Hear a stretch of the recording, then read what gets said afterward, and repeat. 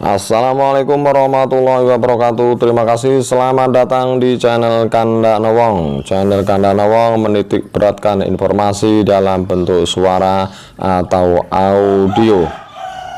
Bagi Anda yang ingin subscribe, saya beri waktu untuk subscribe dulu.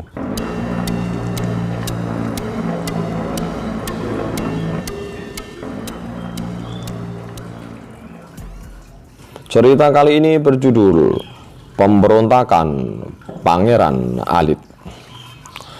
Tersebutlah cerita tentang adik sang Prabu yang bernama Pangeran Alit, masih jejaka muda remaja, belum menikah. Pangeran ini punya dua emban yang menjabat bupati. Satu Tumenggung Danupoyo dan sekarang sedang berangkat perang ke Belambangan. Yang satu lagi bernama Tumenggung Pasisingan. Pangeran Alit waktu kecil tinggal di Kadipaten Danupayan. Waktu itu pangeran sedang duduk di Kadipaten Ki Tumenggung Pasisingan dan anaknya bernama Agroyudo bersama menghadap kanjeng pangeran.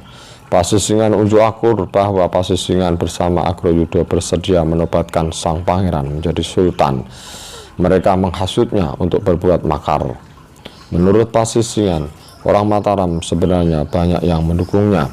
Apalagi sekarang Kedaton baru sepi, tidak ada orang, sebab semua orang Mataram sedang bekerja membangun kota dan semua bala prajurit sedang dikirim ke Belambangan.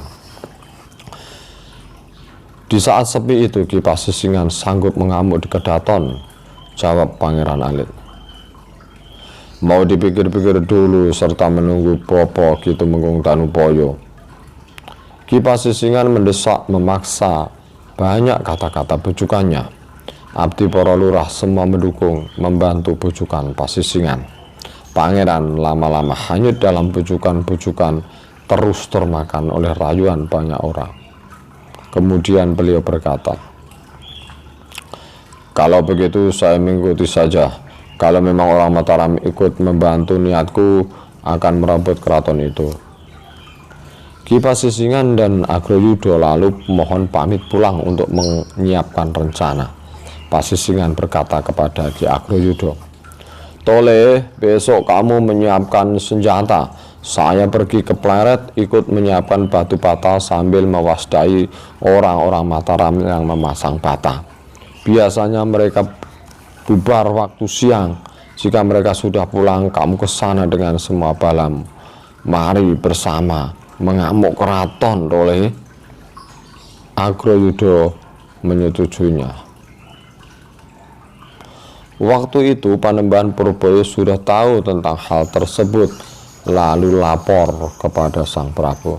Sang Nata yang mengetahuinya jadi sangat heran, lalu memerintah kepada Panembahan Purboyo sewaktu Pasisingan datang ke pembangunan supaya segera dibunuh saja. Panembahan siap melaksanakan. Pagi harinya Panembahan mendahului datang ke proyek pembangunan. Orang Mataram yang ada di sana sudah diberitahu sebelumnya. Tidak lama kemudian Pasisingan datang lalu dikeroyok beramai-ramai hingga tewas. Teman-temannya berlari semua, berkata kepada Agroyudo bahwa ayahnya sudah mati. Setelah mendengar berita itu, Agroyudo menangis lalu menyandang tombak serta naik kuda. Teman-temannya diajak mengamuk, tetapi mereka banyak yang meloloskan diri. Agroyudo tinggal sendirian. Jalannya sampai di Pangurakan. Di situ sudah ditunggu-tunggu. Agroyudo lalu dikerubut banyak orang. Walau sudah mati, kepalanya tetap saja dipenggal. Panembahan Purboyo lalu memberitahu kepada sang Prabu bahwa Pasisingan serta Agroyudo sudah mati. Kepalanya juga diserahkan. Sang Noto segera keluar Siniwoko. Bolo tentara Mataram lengkap semua. Sang Noto berkata kepada abdi perempuan, "Abdi perempuan, panggilkan Adimas Pangeran Alit. Beritahu, akan saya suruh mendatangi pembangunan proyek pembuatan kota." Sang abdi segera berjalan ke rumah Danupayan. Pangeran Alit setelah dipanggil segera berangkat sowan. Setibanya di depan sang Prabu lalu dilempari kepalanya Pasisingan serta Agroyudo. Sang Nata berkata, Itu rupanya orang yang mengangkat engkau menjadi raja, ya. Pangeran Alit segera menghunus keris kepala dua orang tadi, lalu ditusuki serta berkata, "Pasisingan, mengapa kamu melibat-libatkan diriku?" Sang Prabu perlahan berkata, "Apa yang kau katakan, Adimas?" Pangeran menyembah seraya berkata, "Kakang Prabu, sama sekali tidak terbetik dalam hati saya untuk melawan Kakang Mas, iri hati dengan kedudukan Mas menjadi raja. Tidak, saya tidak merasakan itu semua. Itu hanya akal-akalan Ki Pasisingan sendiri." Sang Noto mendengar keterangan adiknya, merasa kasihan di hatinya, lalu berkata, "Kalau demikian, Dimas, semua abdimu yang disebut lurah, saya minta semua, serahkan sekarang. Saya tunggu di Sitinggil." Pangeran Alit sanggup, lalu lengser dari hadapan sang raja. Setibanya di rumah, para abdi masih lengkap semua, jumlahnya 300 orang. Ada 8 lurah, emban orang kecil 2, teledek laki-laki 1 orang. Sang pangeran berkata, Hayo kalian semua, saya ikat dan diminta oleh Kakang Prabu semuanya. Sekarang, hayo." Para abdi lurah lalu menangis semua serta merangkul kaki sang pangeran. Yang sowan di luar mendengar suara tangis, lalu masuk dan ikut menangis. Banyak kata-kata dari para lurah serta umpatan ke gustinya. Pangeran Alit lalu keluar kebenaran hatinya, kasihan melihat abdinya. Ia lalu memerintahkan menyiapkan senjata perang. Para senjata itu juga diambil dan dikumpulkan oleh para abdinya yang akan mendukung gustinya untuk berperang. Lalu ada utusan sang Prabu bernama Ki Sumengit dan Ki Dokowono yang menunggu di luar. Utusan itu minta Pangeran Alit agar mempercepat perintah sang Prabu. Ki Sumengit masuk ke kadipaten sendirian, lalu dibunuh oleh Pangeran Alit dan balanya. Ki Dokowono setelah mendengar dan melihat hal itu segera kembali melaporkan kepada sang Prabu. Sang Noto setelah mendengar keterangan Ki Dokowono sangat sedih, menahan air mata. Panembahan Berboyo unjuk atur dengan perlahan-lahan, "Sinuwun, mungkin sudah menjadi kepastian Allah, Rai Sultan akan tidak lanjut usianya."